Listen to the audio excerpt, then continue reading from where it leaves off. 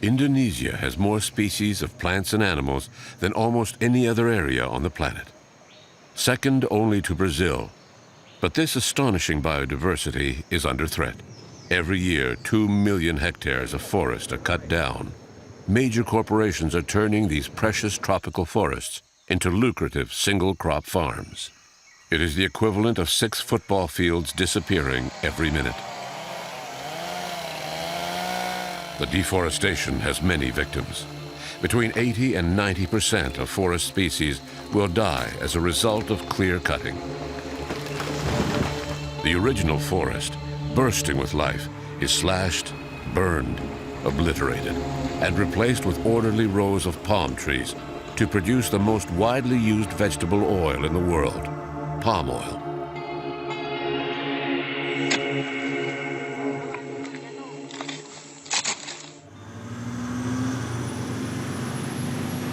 Our first stop is the island of Borneo, or Kalimantan.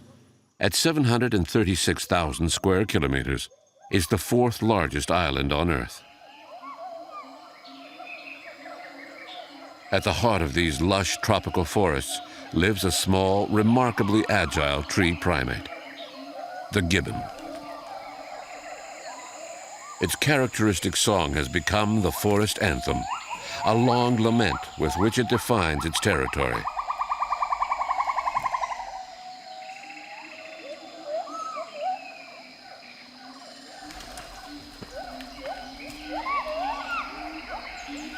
Of the 17 species of gibbons identified in the world, 7 live in the forests of Indonesia. All are threatened by the rapid disappearance of their habitat. The forests of Indonesia are home to a large variety of iconic species, like elephants and orangutans. But they struggle to survive in isolated patches of forest. In the last 50 years, Indonesia has lost over half of its forests. Without immediate action to stop the destruction, an estimated 98% of Indonesia's tropical forests could disappear in the near future. We might think Indonesians are seeing some benefit, some improvement to the local economy, in exchange for letting their forests, that have always been at the center of traditional culture, go up in smoke. Not so.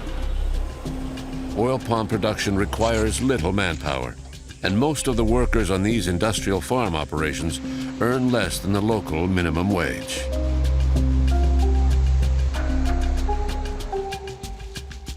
But the most astonishing thing, when you walk through these giant plantations, is the silence.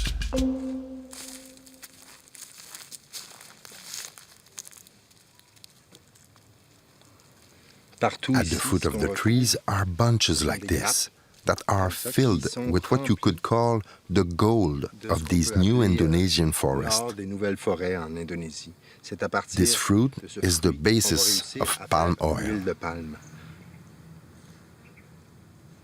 It's very sad to see how life has disappeared from formerly thriving habitats.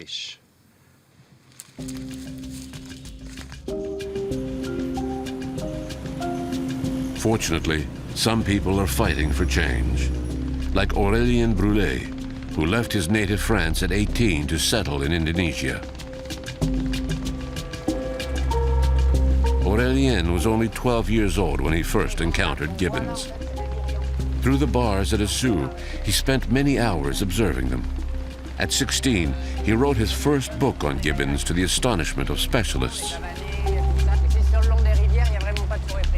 Here, everyone calls him Shani, which means gibbon in Thai.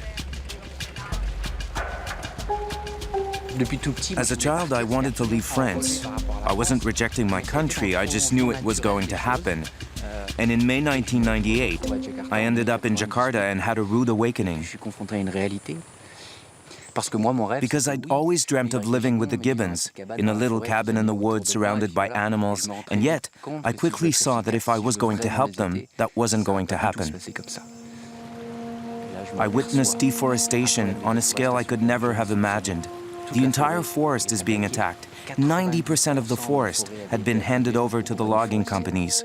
So the primeval jungle, the virgin forest, forget it. That only exists on the highest peaks of the central mountains of Borneo. So I had to deal with reality. I'd also forgotten that Indonesia has a large human population with complex cultural and societal values. Many people keep gibbons as pets. Gibbons are often killed during deforestation. The baby, clinging to its slaughtered mother's belly, will be captured and sold. Trafficking in wild animals is illegal in Indonesia, but is still widespread. I understood that saving gibbons was going to be a lot more complicated than my childhood dream, which was to throw open cages and set the animals free.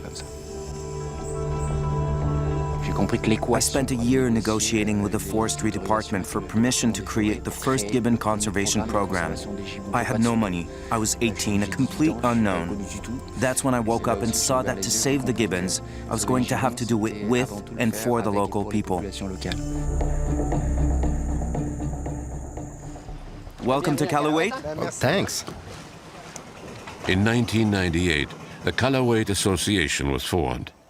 Today, it's the largest gibbon protection project in the world. We're approaching the first two buildings of Callawait. The animals are around back. The 147 gibbons, the bears and crocodiles are behind the buildings, so that anyone coming up from the river won't be able to get at them directly. So you're not open to the public? Absolutely not. The only human contact the animals have is with team members. So the idea is to recreate natural living conditions for the animals. That's right. To let them socialize, to let them become gibbons again. They've lived with humans for many years. We pair them off and isolate them together in the forest so they can learn to have a normal social life and basically learn to become gibbons again.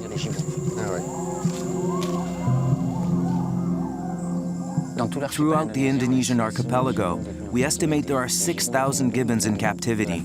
Where do they come from? From the forest. The mother is killed and the baby clinging to her belly is captured.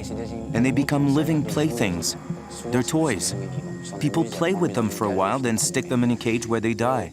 It's sad, but this is increasingly common. More and more animals are being held in captivity because so many are caught during habitat destruction.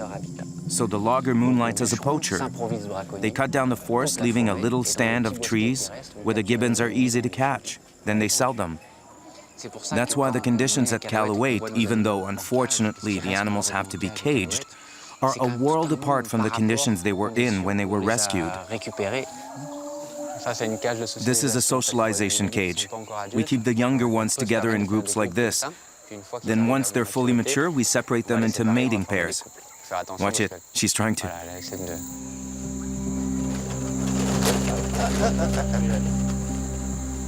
And the main reason there's not much chance they can be released back into the wild is because there is so little forest left. Yes, where any forest remains, there are already too many gibbons. Any that survived the clear cutting have taken refuge in isolated patches of forest, and since they're very territorial, they're already killing each other. So I can't release these animals. That's what's so frustrating. I came to Borneo 15 years ago to set the animals free, and I'm now keeping several gibbon families caged here at Callawait because there is nowhere to release them. So more deforestation will only increase the problem. Yes, and that's why Callawait has to get involved in habitat protection. Not so I can release my gibbons, but so that the gibbons in the forest can stay there.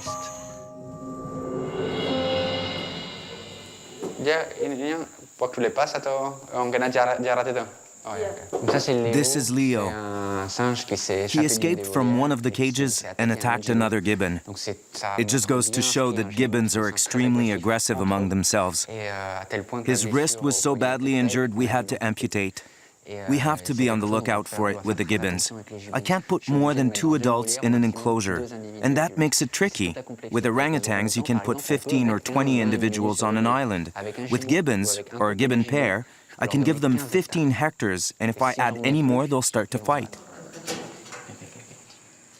So with this amputation, his chances of ever being released are... He stands almost no chance of ever being released, but that doesn't mean we won't try to find him a mate, another gibbon who can never return to the wild, so that he can have a social life in a large enclosure at Callawait. We have a sanctuary as well. 25% of the animals here can never be released because of illness or injury. So it's important for us to give them a decent life, even in captivity. You're taking a blood sample to see if the gibbon has contracted any human diseases? Yes. We'll find out if the gibbon has hepatitis, for example, or any other strictly human disease. Gibbons often get infected when they're kept as pets. And if they test positive for any of these diseases, they'll never be released.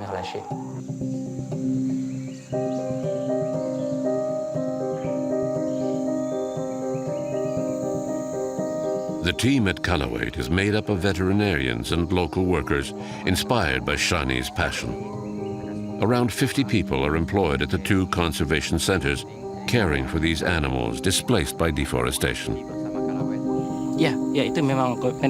Shani is really committed to saving the world, the animals in the world. I've seen him fight for the last 11 years, and he's completely dedicated. Yes, I am proud to be the part of Callawait. The good thing about Shani is he's very inspiring and he's very dedicated in what he's doing. You know, what with Callawait being growth this huge.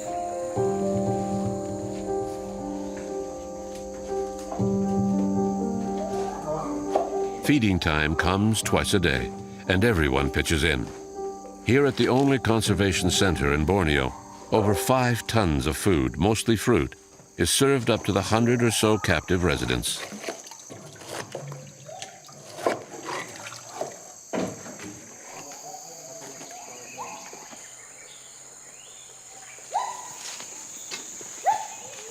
So this is a different setup. Are they in quarantine? Not anymore. We've set them up as a pair while they wait for a larger enclosure. It's a richer environment, and they make a good couple. You can see the female is a bit shyer than the male. And the male is eyeballing us with that typical chewing motion that means, watch it, if you come in here, I'll get you.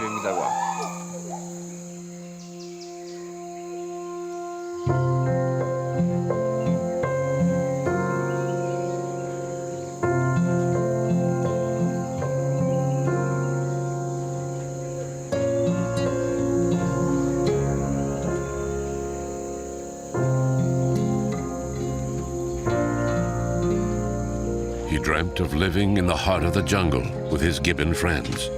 He pictured them free, without bars. That's what he came here for. But in Borneo, Shani soon learned that his childhood dreams were unattainable, that the vast old-growth Indonesian forest he'd imagined were a thing of the past, wiped out by the insatiable maw of big business in cahoots with corrupt officials.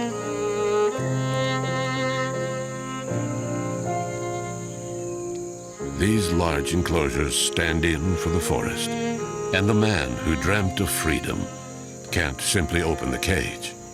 Today, for Shani and his dedicated team, the only option is saving life where it still exists.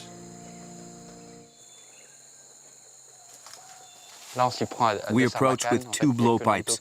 Only Nanto has a dart, but we confuse her, so she won't know where the dart is coming from. That way she'll be in a good position because we need to hit her in the thigh. It's tricky. And this is the latest arrival? Yes, so we need to examine her. Perfect. Perfect. Nanto is a Dayak, and the blowpipe is their traditional weapon. She got the full dose, so she should be asleep in 10 minutes.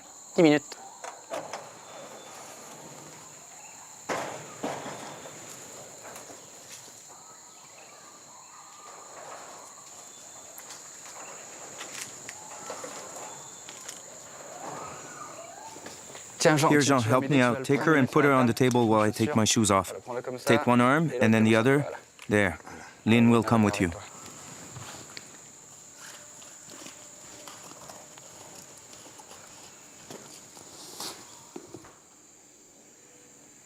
She's a white-bearded gibbon. A white-bearded gibbon. They have quite a set of teeth. Ah, yes. And as you can see, they cut off her fangs. It's common when they start to get aggressive. They were cut right through. She should have fangs 2 to 2.5 centimeters long. Captured gibbons that are sold as pets get aggressive as they grow older, so people cut off their fangs in an attempt to control them. It's done with a hacksaw without anesthetics, so you can imagine what that's like. But the aggression arises naturally as the animal starts to mature. It's a natural instinct. Yes, at sexual maturity. In the wild, gibbons are rejected by their parents. When they're raised by human parents who don't reject them at maturity, the child has to initiate the separation. The gibbons declare their independence by getting aggressive. The life expectancy of a gibbon in captivity is 7 years, max. In the wild, it's 30 years.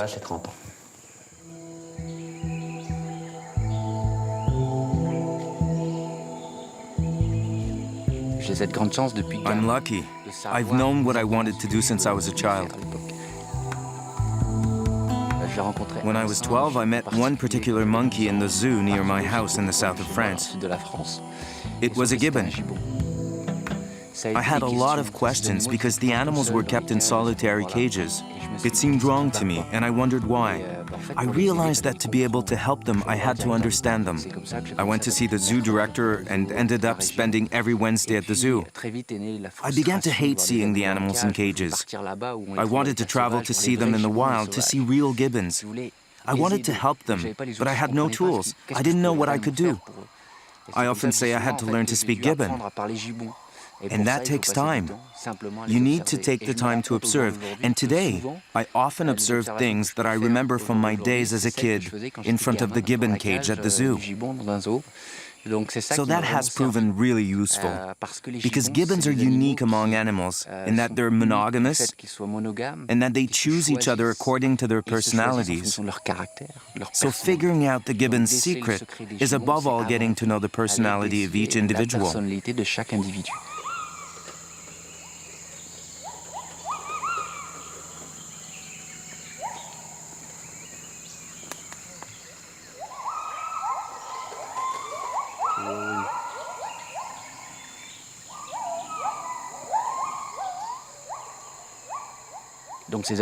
Not giving these animals a second chance. I'm giving them a decent life, which they deserve. They didn't choose captivity. They didn't choose to be caught by poachers. It's our duty as human beings.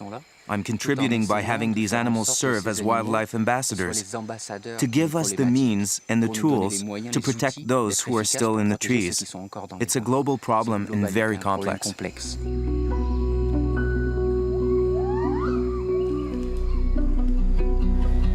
The situation in Indonesia is dire.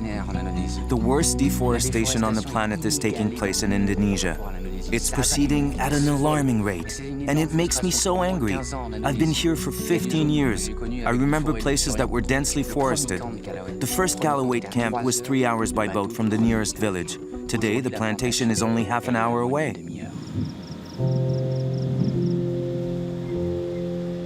Once the palm oil plantations are there, it's over. No forest will ever grow there because the soil has been stripped away. In those areas, the forest with all its inhabitants and all its biodiversity is lost forever. Here on the foot, you can see the soil is very moist. Yes. The first thing they do before cutting down the trees is dig canals to drain the forest. They get rid of all the water before starting to cut. So there's a great risk of fire in the dry seasons. The original forest would be flooded at least 4 times a year. We're right beside the road here. Yes. Usually the companies stay away from the roads, but in this case, they're working with locals, landowners and villagers, to set up plantations along the road. Then the property owners will sell the bunches of oil palm fruit to the companies. Right, so it's not just the great forest that you can see from the road, but there's also cooperation with local farmers. People are pressured to grow oil palms because they know that the nearby companies will buy the bunches from their plantations. So a company that owns 15,000 hectares will be able to harvest fruit from almost double that amount of land. That's sad. Very sad. There's nothing left. No gibbons, no life. Under international pressure, the Indonesian government has created national parks and reserves, but it hasn't made much difference on the ground. The bureaucracy is such that some oil palm plantations operate with impunity inside national parks. The spread of these large corporations leaves very little land for the locals. So education has become a real force for changing hearts and minds. To do that, to have a few victories, to save the forest, to save the animals, you can't accomplish anything alone. You need support. Lots of support. And in order to rally people to the cause, the message has to be positive. We need to be able to report victories. Ecology is our future. It's not a quote-unquote pain in the neck, which is how it comes across the media.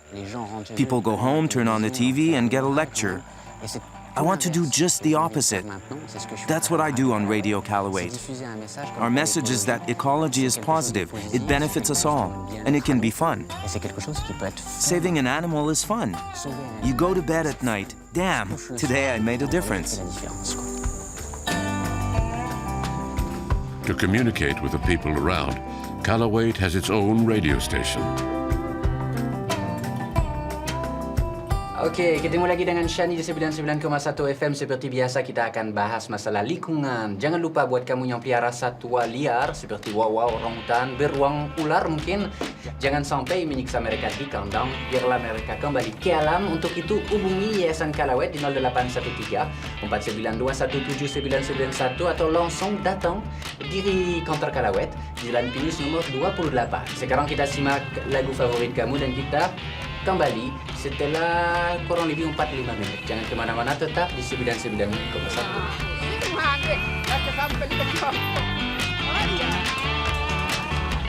On air for 10 years, Callawait is the #1 radio station and actively participates in Indonesian life.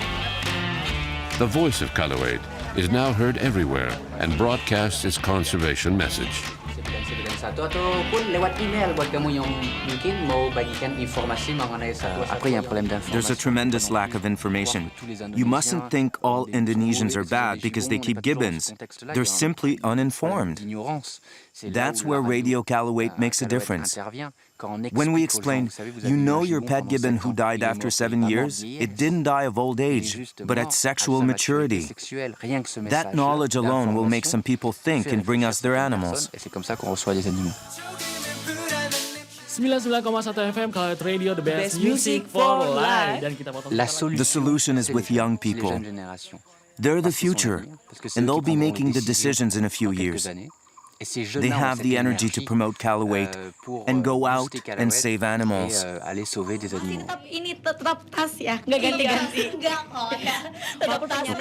So the primary objective at Radio Callawait is to be heard.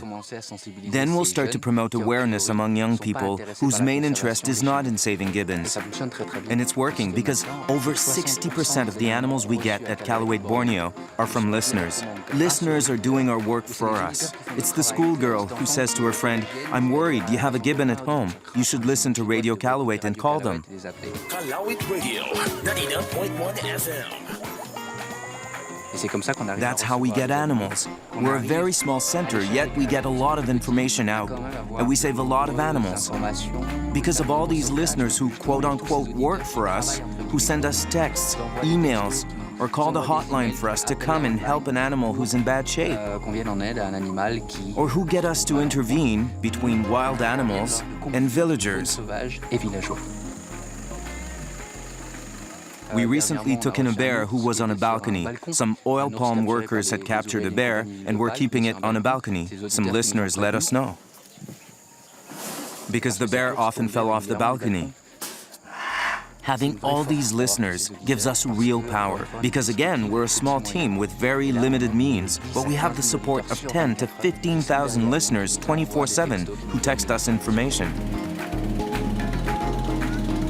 Whether it's a bear, a critically endangered crocodile, or a snake, whenever conflict arises between animals and humans, Callawait intervenes to try to find a solution that works for everyone.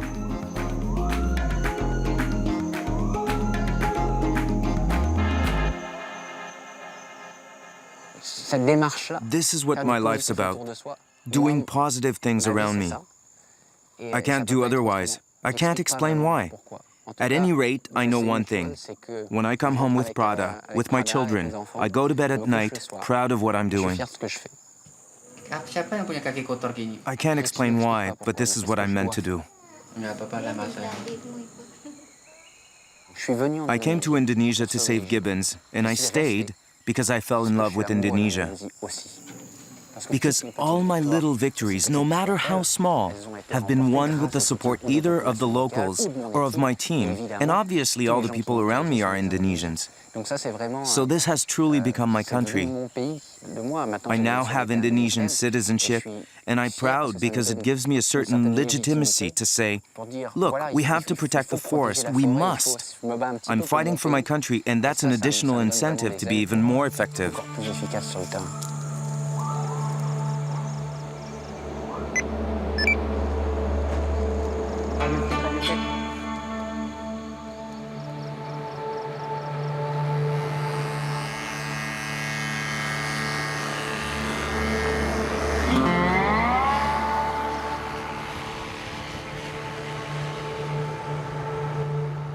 One of your essential tools is your paraglider. Yes, it's extremely effective because it takes so little effort.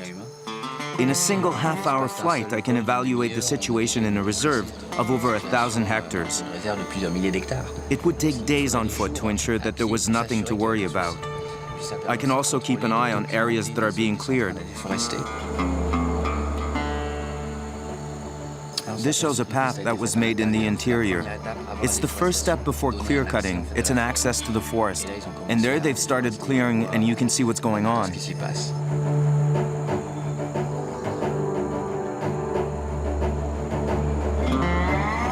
So that's clear cutting.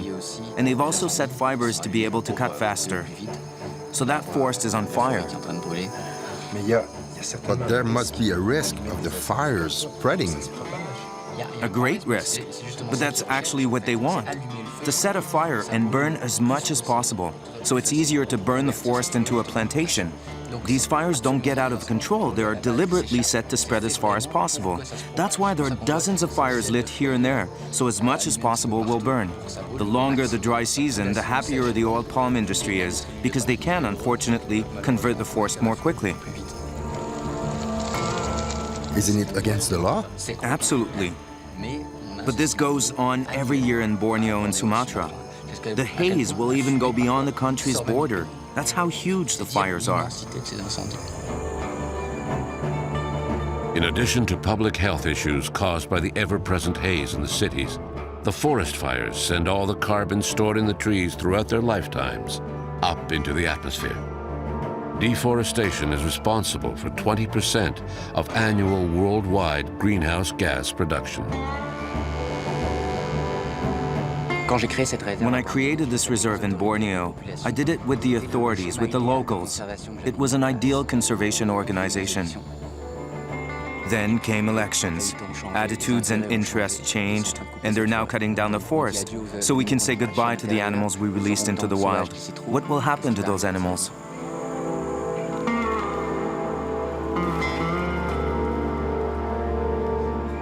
I've devoted 11 years of my life to a reserve in Borneo, 11 years of work, money, and patrols. Today, as we speak, this forest is being clear-cut. And the orangutans and gibbons who call it home? Sorry.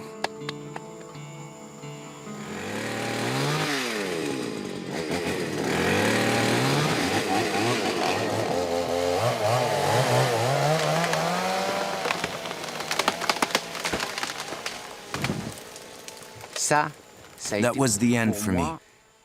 Now I don't take risks. I buy the land.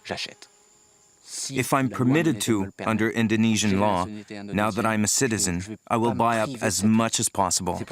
Even if in terms of conservation, I'm not sure it's the best option. But if we want to be as certain as possible that we can save the forest, we have to buy patches of forest, create private conservation zones.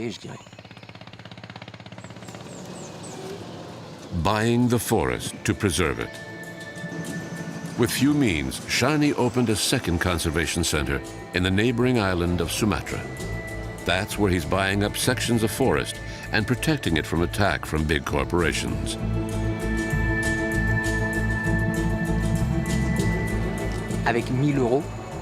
With 1,000 euros, we can save 1 hectare. A family of Gibbons needs 15 hectares. 15,000 euros will save a Gibbon family forever. That is very concrete. And if we own the forest, we can put protection measures in place without having to seek authorization from any elected official, who may change every 5 years, or lobby authorities for which there is never a guarantee. This is completely different. Someone cuts down a tree on my reserve, it's as if someone came into my house to rob me. I call the local police who do their job. Welcome to Callawait, Sumatra.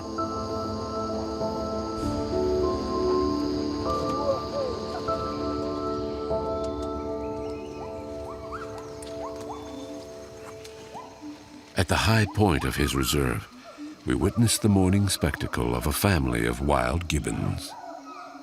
Free on land rich in a variety of species, in the heart of a section of forest protected by Callawait. It's wonderful because looking down, you can see wild animals, which is almost impossible when you walk through the forest. Yes, it's one of the few places where you can observe wild gibbons at eye level. This is a family of 5.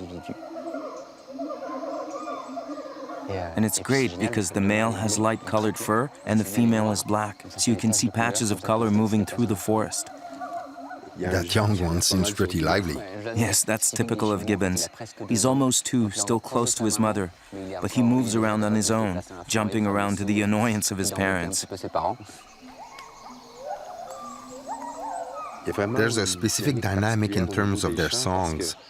There are 2 almost identical songs in the same family. Yes, Gibbons use song to protect their territory, but not any song. It's a duet between the male and the female. The female will sing a crescendo that lasts 18 seconds. And if there's a young female, she will try to imitate her mother. Over time, her song will become identical to her mother's. And when her song is perfect, we know she's about to mature. It's the same for a young male. He'll spend time with his father and learn to be a male by imitating dad. So from a distance, even if you can't see them, you can tell how many are in the family, the sex of each individual, and the extent of their territory because they sing all around the borders. What's amazing is to see that the work you do with the cages, with conservation, now allows you to buy sections of forest to protect it. Yes. Thanks to the animals you hear in the background singing in their cages, I can protect the wild ones.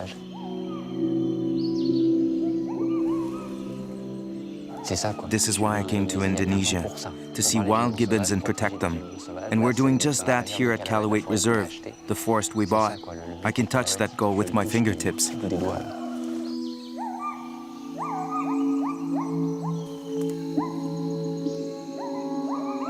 Saving gibbons means saving trees, which saves all the animals. So that's a priority, especially in Indonesia, where deforestation is moving so quickly. We have no time to lose, and the best way to proceed is to buy up the forest.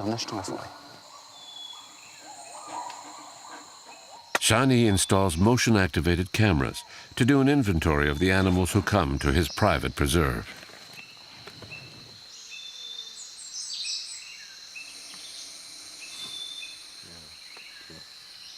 Yeah. Oh, wow. A pig-tailed macaque. They stay on the ground. They do. They eat fallen fruit. The camera trap allows us to identify species in the interior, and for large animals like the tapir, to recognize individual animals, so we'll know how many there are.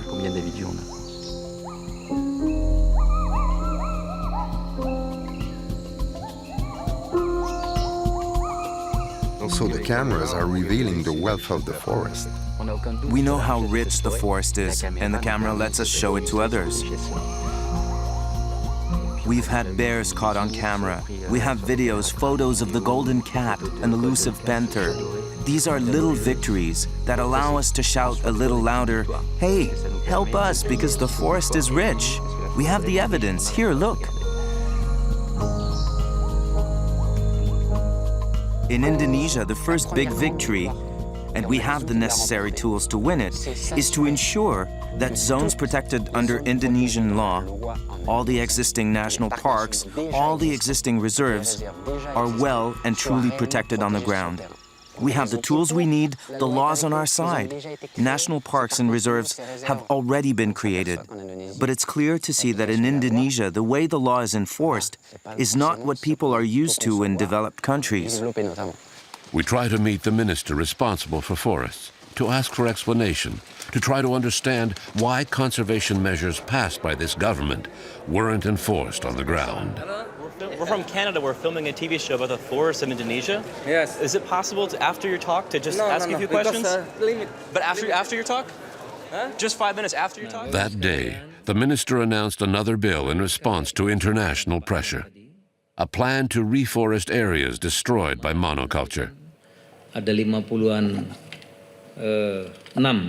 lembaga konservasi kita di seluruh tanah air.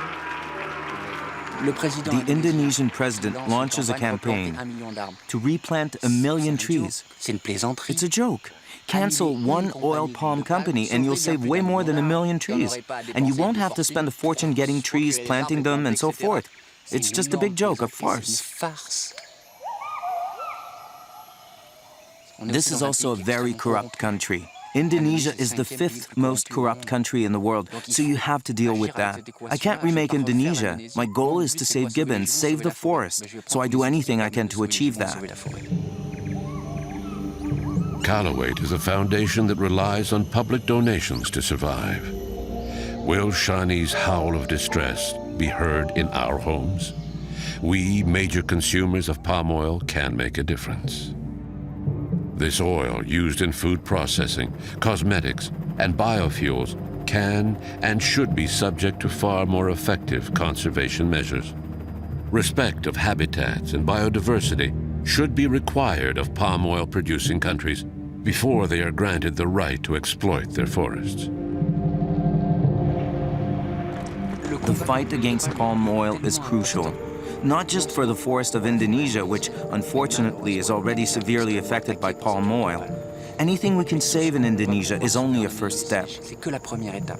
But if we don't organize a defense, an offense against palm oil, then the industry will start the same process of destruction in Central Africa, in Gabon, especially, which is renowned for its lush forest. The oil palm corporations are already there, and in Latin America.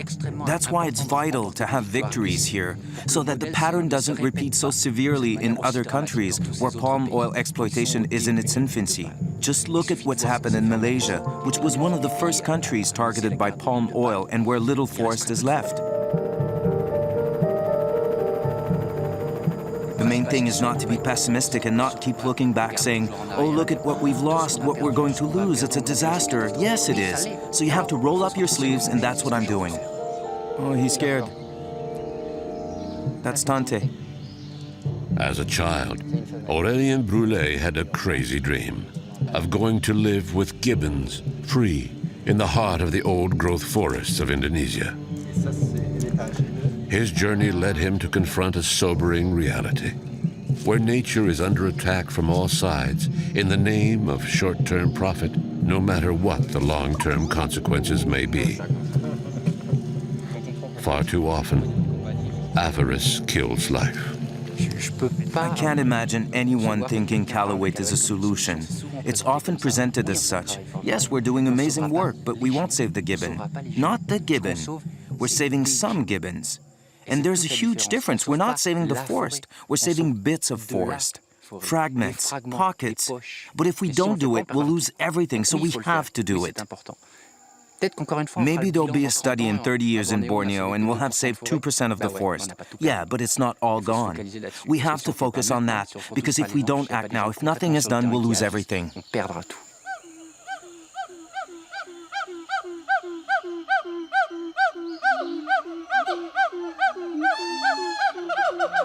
This man of nature has led the fight of his life, a life dedicated to saving gibbons and the many species that live within the last great forests on the planet. His new dream now allows him to save much more than gibbons. It's allowing other species to survive as well. And in an interconnected world where the fate of one species depends on the fate of others, Shani, in his own way, is also fighting for our survival.